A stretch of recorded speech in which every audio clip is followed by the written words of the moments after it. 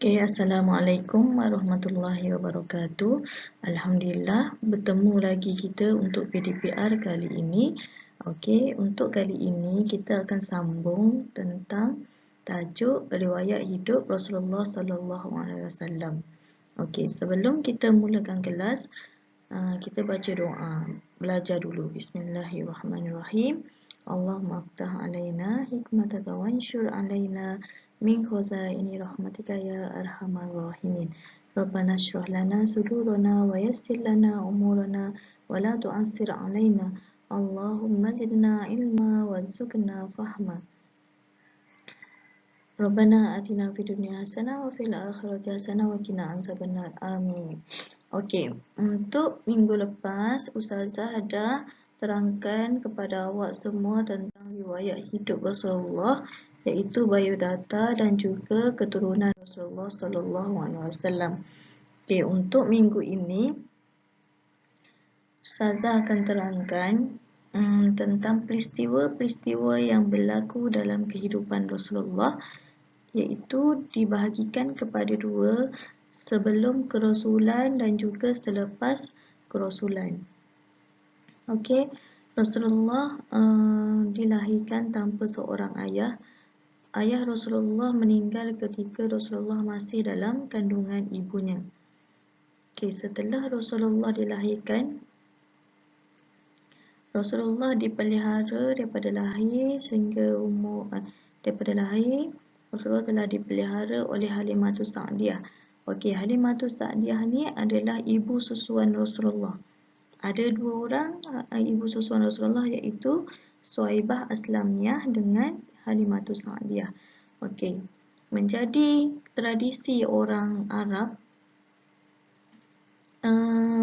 memberi anak kepada orang-orang yang tinggal di perkampungan untuk dipelihara supaya jauh daripada unsur negatif yang ada di bandar Mekah. Okey, pada usia Rasulullah 2 hingga 4 tahun berlakunya peristiwa yang mana dada Rasulullah telah dibelah oleh malaikat Jibril alaihissalam. Okey, setelah berlakunya peristiwa tersebut, Halimatus Sa'diyah telah membuat keputusan untuk menghantar kembali Rasulullah kepada ibunya, kerana Halimatus Sa'diyah telah melihat banyak kejadian-kejadian aneh yang berlaku sepanjang Rasulullah tinggal bersamanya. Okey, pada usia 4 hingga 6 tahun, Rasulullah telah tinggal bersama ibunya Aminah. Okey, pada ketika ini baginda telah dibawa melawat kubur baginda di Madinah.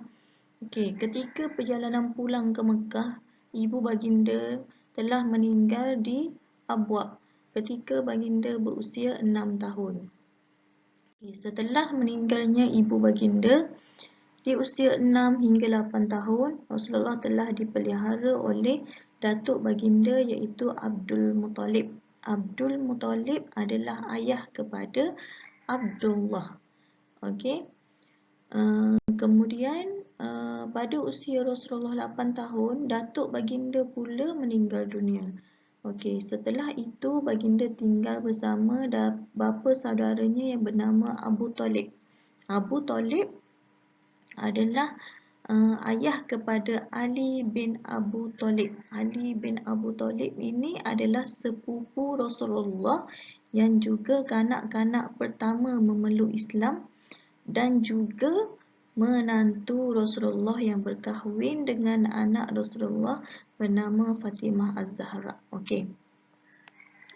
Abu Talib kerjanya adalah berniaga. Okey, jadi Rasulullah sentiasa membantu Abu Talib dalam perniagaan. Pada usia 12 tahun, Rasulullah telah mengikut Abu Talib berniaga sehingga ke negeri Syam.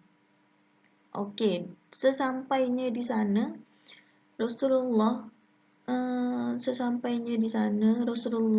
telah dilihat oleh Buhairah Ar-Rahib.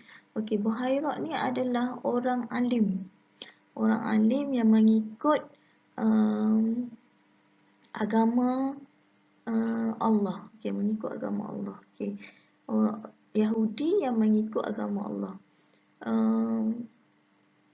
Jadi pada setelah Buhairat ni melihat Rasulullah, dia melihat ada tanda-tanda kenabian pada Rasulullah dan dia tahu inilah Khatimul Anbiya yang diceritakan dalam kitab-kitab sebelum ini. Jadi Buhairat telah menasihatkan Abu Talib supaya membawa pulang Nabi Muhammad ke Makkah kerana dikhawatiri Nabi Muhammad akan dibunuh oleh kaum Yahudi. Kaum Yahudi dia tidak dapat menerima bahawasanya Khatimul Anbiya, Nabi yang paling agung akan lahir daripada keturunan Quraisy, bukan lahir daripada keturunan Yahudi. Okay, sedangkan ramai daripada kalangan-kalangan Nabi dan Rasul adalah daripada keturunan Yahudi. Okey, pada usia Rasulullah berusia 20 tahun, Rasulullah telah bersama dengan bapa saudara baginda iaitu Abu Talib itu telah menyaksikan Hifzul Fudul. Okey. Yang mana itu adalah perjanjian untuk membela orang-orang yang tak aniaya dalam perniagaan. Okey. Baginda juga mengembala kambing bersama dengan saudaranya iaitu sepupunya di perkampungan Bani Sa'ad di Makkah. Okey, Rasulullah selain berniaga, Rasulullah juga seorang pengembala kambing. Okey, apa iktibar yang kita boleh nampak di sepanjang perjalanan hidup Rasulullah? Rasulullah ni telah dididik oleh Allah dengan kehidupan yang sangat mencabar. Untuk apa? Sebagai persediaan untuk dilantik menjadi Rasul yang agung. Rasulullah dilahirkan tanpa seorang bapa. Ibu baginda meninggal ketika baginda berusia 6 tahun. Seterusnya diuji dengan kehilangan datuk tersayang. Okay, dan seterusnya Rasulullah ni telah dipilih oleh Allah untuk tinggal bersama-sama dengan bapa saudaranya yang agak susah. Abu Talib ni dalam 10 orang adik-beradik tu, Abu Talib tu adalah orang yang sangat susah. Ada lagi bapa saudara Rasulullah yang kaya tapi tidak dipilih oleh Allah untuk bertanggungjawab memelihara Rasulullah sallallahu alaihi wasallam. Okay, pada usia Rasulullah 25 tahun, Rasulullah telah membawa barang dagangan Sayyidatina Khadijah berdagang ke Syam dengan dibantu oleh Maisarah. Maisarah ini adalah pembantu kepada Sayyidatina Khadijah. Okey. Rasulullah membawa barang dagangan dan berdagang menjalankan perniagaan dengan penuh jujur dan amanah. Rasulullah terkenal di Mekah dengan akhlaknya yang sangat jujur dan amanah. Okey, berkat daripada kemahiran dan ketekunan baginda berniaga yang daripada kecil lagi telah sentiasa membantu bapa saudaranya berniaga, dia telah membawa pulang keuntungan yang sangat lumayan. Okey, jadi apa yang kita contohi daripada peristiwa ini adalah kita kena sentiasa buat kerja dengan amanah sehingga mendapat kepercayaan orang. Okey, dan seterusnya kita boleh menjalankan kerja dengan mahir dan bijak hasil daripada latihan-latihan praktis kita setiap daripada kita kecil sampailah kita besar. Okey, disebabkan kemuliaan akhlak Nabi Rasulullah, Sayyidatina Khadijah telah terpikat. Okey, jadi baginda Sayyidatina Khadijah telah menyatakan hasrat beliau kepada sahabat yang bernama Nafisah binti Munabbih. Okey, setelah diketahui oleh Rasulullah, Rasulullah menerima dan Rasulullah menghantar pinangan melalui bapa saudaranya yang bernama Amru bin Sa'ad. Okay, maka berkahwinlah Rasulullah dengan Sayyidatina Khadijah pada usia 25 tahun dan dikurniakan dengan 6 orang cahaya mata. Okey. Okey. Okey, pada usia Rasulullah 35 tahun berlakunya peristiwa peletakan Hajarul Aswad. Okey, Mekah telah dilanda banjir yang besar sehingga meruntuhkan dinding Kaabah. Hajarul Aswad adalah satu batu hitam yang terletak di sudut penjuru dinding Kaabah. Jadi bila berlakunya banjir besar meruntuhkan dinding, maka batu itu terjatuh daripada kedudukan asalnya. Jadi berlaku perebutan antara kabilah untuk meletakkan semula Hajarul Aswad di penjuru Kaabah. Okey, orang Arab ni di banyak kaum, di banyak kabilah. Kabilah tu adalah macam kaum lah. Okey, kabilah ni, kabilah ni, kabilah A, kabilah B, kabilah C. Okey, dan setiap kabilah itu ada ketua-ketuanya. Okey, jadi ketua-ketua ni berebut nak meletakkan Hajarul Aswad. Kita tahu kan Hajarul Aswad adalah batu yang mulia. Okey. Berebut dan tak dapat penyelesaian yang baik. Okey, jadi orang ramai memilih Rasulullah supaya menyelesaikan perkara tersebut. Macam mana nak letak, macam mana nak selesaikan benda ni? Okey, Rasulullah ni semua orang dah tahu bahawa Rasulullah ni dia terkenal dengan Al-Amin. Rasulullah ni orang yang amanah. Okey, jadi Rasulullah telah mendapat, bila kita ni amanah, kita jujur, orang percaya kepada kita. Okey, Rasulullah telah menyelesaikan pertikaian tersebut dengan bijak dan baik serta disenangi oleh semua pihak. Tak ada pihak yang menyatakan ketidakpuasan hati. Macam mana Rasulullah buat? Rasulullah bentang satu kain, kita meletakkan Hajarul Aswad di tengah-tengah kain tersebut, dan di setiap hujung penjuru kain tu dipegang oleh semua ketua-ketua kabilah dan membawa dan letakkan Hajarul Aswad di kedudukan asalnya. Okey. Okey, selesai untuk peristiwa-peristiwa sebelum kerasulan Rasulullah SAW. Okey, kita terus kepada peristiwa selepas kerasulan. Okey, Rasulullah dilantik menjadi rasul pada usia 40 tahun. Okey, Rasulullah menerima wahyu pertama ketika baginda berusia 40 tahun. Okey, sebelum baginda menerima wahyu pertama, Rasulullah dah suka berada di Gua Hira untuk beribadat dan memikirkan tentang kaumnya, sentiasa beribadat, bermunajat, memohon petunjuk daripada Allah. Okey, satu hari ketika baginda berada di Gua Hira, baginda telah didatangi oleh malaikat Jibril alaihissalam. Okey, yang mana wahyu yang pertama diturunkan adalah surah Al-Alaq. Okey, bismillahirrahmanirrahim. Iqra bismi rabbikal ladzi khalaq, khalaqal insana min 'alaq, iqra wa rabbukal akram, allazi 'allama bil qalam, 'allamal insana ma lam ya'lam. Okey, iaitu surah Al-Alaq ayat 1 hingga 5. Itu adalah wahyu yang pertama diturunkan kepada baginda Rasulullah SAW untuk menjalankan tugas dakwah. Okey, Rasulullah menerima perintah Allah itu dan menjalankan tugas dakwah dengan gigih dan sabar. Okey, dakwah disampaikan mendapat sambutan dan juga tentangan daripada masyarakat Mekah pada masa tersebut. Okey. Iktibar yang kita boleh ambil daripada kisah ini adalah Rasulullah dia tak suka dengan kesesatan masyarakat. Okey, Rasulullah sentiasa berfikir betul ke apa yang kaum aku ni buat. Okey, sentiasa beribadat dan bermunajat kepada Allah untuk mohon petunjuk. Okey, dan sentiasa menunaikan amanah dengan baik. Okey, amanah dalam menyampaikan dakwah. Okey, Rasulullah bersabar dan istiqamah untuk menyampaikan dakwah. Okey, walaupun mendapat tentangan, kita tahu bahawa dakwah Rasulullah, mula-mula Rasulullah berdakwah secara sembunyi-sembunyi. Lepas itu Rasulullah berdakwah secara terang-terangan.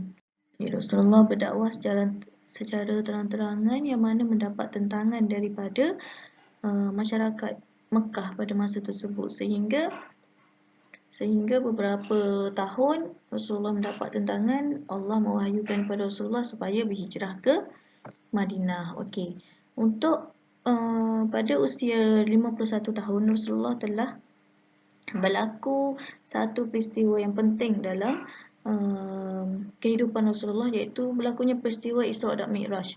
Okey, pada tahun ni Rasulullah telah kehilangan dua orang yang paling Rasulullah sayang, iaitu Sayyidatina Khadijah, isteri baginda, dan juga bapa saudara baginda iaitu Abu Talib, yang telah memelihara baginda daripada kecil sehingga dan sentiasa menyokong perjuangan Rasulullah. Walaupun Abu Talib ni di perakhirannya Abu Talib ni tidak memeluk Islam, tapi beliau sentiasa menyokong perjuangan Rasulullah. Okey, menyebabkan pada tahun ini Rasulullah terlalu berduka cita. Okey. Jadi untuk menggembirakan Rasulullah SAW, Allah telah membawa Rasulullah mengembara menyaksikan tanda-tanda kebesaran Allah dengan peristiwanya Isra' dan Mi'raj. Okey, Rasulullah diisra'kan daripada kota Mekah dan kemudian dimi'rajkan ke langit. Okey, berjumpa, melihat syurga, neraka, berjumpa dengan nabi-nabi semualah. Okey, peristiwa Isra' dan Okey, kita lihat kronologi ringkas peristiwa Isra' Mi'raj. Okey. Nabi Muhammad SAW dibawa pada waktu malam dari Masjidil Haram di Mekah ke Masjidil Aqsa di Palestin. Okey, dalam perjalanan baginda ditunjukkan dengan pelbagai gambaran yang akan berlaku pada umat baginda. Okey. Baginda menjadi imam solat kepada para nabi di Masjidil Aqsa. Sesudah sampai di Masjidil Aqsa, baginda telah menunaikan solat jemaah dengan para nabi. Okey, dan baginda menjadi imam. Okey. Setelah itu baginda dibawa Mi'raj merentas 7 lapisan langit sehingga ke Sidratul Muntaha. Okey. Baginda menghadap Allah dan menerima kepaduan solat 5 waktu. Okey, pada ketika ini baginda menghadap Allah dan Allah telah memberi solat kepaduan solat 5 waktu kepada umat Nabi Muhammad. Okey.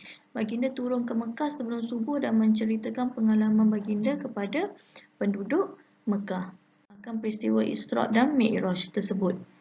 Okey, pada ketika itu ramai yang menyatakan keluar daripada Islam kerana tidak percaya bagaimana Rasulullah boleh dimi'rajkan ke langit, bergerak daripada Masjidil Haram ke Palestin dalam satu malam.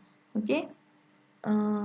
Itu adalah peristiwa Isra' dan Mi'raj yang berlaku pada usia Rasulullah 51 tahun sebagai penawar kepada kedukaan Rasulullah dalam kehilangan kedua orang insan yang Rasulullah sayang. Okey, pada usia Rasulullah 53 tahun,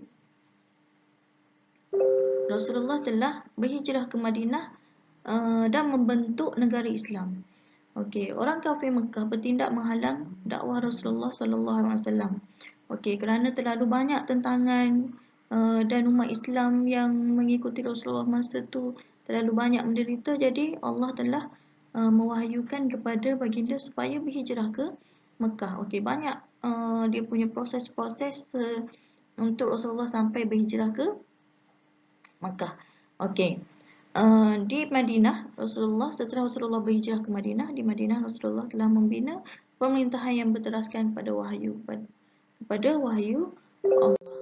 Okey, antaranya yang dilakukan oleh baginda sesudah sampainya di Madinah. Yang pertama, Rasulullah membina Masjid Nabawi. Okey, yang kedua, Rasulullah mempersaudarakan Muhajirin dan Ansar. Okey, Muhajirin adalah orang Islam yang sama-sama berhijrah dengan Rasulullah. Muhajirin yang berhijrah daripada Mekah ke Madinah. Okey, Ansar adalah orang asal yang berada di Madinah yang ingin mengikuti dakwah Rasulullah SAW. Okey, sebab itu Rasulullah menggubal piagam Madinah. Okey, dalam membentuk tamadun yang unggul, baginda menghadapi tentangan musuh bersama-sama kaum Muhajirin dan Ansar dengan semangat juang yang tinggi. Okey, baiklah. Jasa Rasulullah. Okey, jasa Rasulullah. Rasulullah membina masyarakat bersatu padu, mempertahankan negara. Masyarakat yang bersatu padu, masyarakat majmuk. Di Madinah seperti Malaysia. Malaysia ni banyak kaum. Okey. Ada kaum ada Islam, ada banyak kaum lah. Okey, majmuk. Okey, tapi Rasulullah berjaya membina masyarakat tu supaya bersatu padu dalam mempertahankan negara yang kita duduki bersama-sama, iaitu Madinah. Okey. Rasulullah membentuk umat yang patuh dan sanggup berkorban demi kesucian Islam. Okey, kita tengok dengan peristiwa-peristiwa perang dalam menegakkan agama. Okey, Rasulullah menjadikan masjid sebagai pusat pemerintahan dan pusat kemasyarakatan di samping tempat ibadat. Okey, masjid bukan sekadar digunakan untuk tempat ibadat tetapi digunakan sebagai pusat kemasyarakatan. Okey, boleh berniaga di masjid. Masjid dijadikan sebagai tempat berkumpul usrah apa semua. Okey. Menjadikan negara Madinah terunggul dan menjadi contoh tamadun yang gemilang sehingga dikenali sebagai Madinatul Munawwarah. Madinatul Munawwarah. Okey. Okey, kewafatan Rasulullah adalah pada usia baginda 63 tahun. Pada waktu duha hari Isnin 12 Rabiul Awal tahun 9 Hijrah di rumah Sayyidatina Aisyah, baginda dijemput kembali menemui penciptanya dan jasad baginda yang mulia dimakamkan di rumah Sayyidatina Aisyah. Okey, dan peristiwa kewafatan Rasulullah ni terlalu sedih jika didengarkan bila ustazah dengar ceramah kan, apa semua terlalu sedih lah. Yelah, Rasulullah kembali kepada pencipta setelah habis perjuangan dakwah Rasulullah menyampaikan agama Islam kepada kita semua. Jadi banyak peristiwa-peristiwa yang berlaku pada Rasulullah boleh kita jadikan iktibar dan pengajaran kepada kita, dan jasa-jasa Rasulullah dalam menyebarkan agama Islam patut kita kenang, patut kita hargai dengan kita menjadi Muslim yang baik, mengikuti akhlak Rasulullah, mengikuti sunnah Rasulullah, dan melakukan apa yang Rasulullah perjuangkan kepada kita selama ini. Okey. Untuk tajuk riwayat hidup Rasulullah habis sampai di sini. Okey, nanti ustazah akan masukkan latihan dan juga awak perlu buat nota sepanjang minggu ini kerana ustazah masih lagi mengawas SPM. Jadi sepanjang minggu ni boleh awak siapkan untuk inilah, mungkin agak panjang tapi insya-Allah boleh siap. Okey, selesai sahaja untuk tajuk ini. Okey, assalamualaikum warahmatullahi wabarakatuh.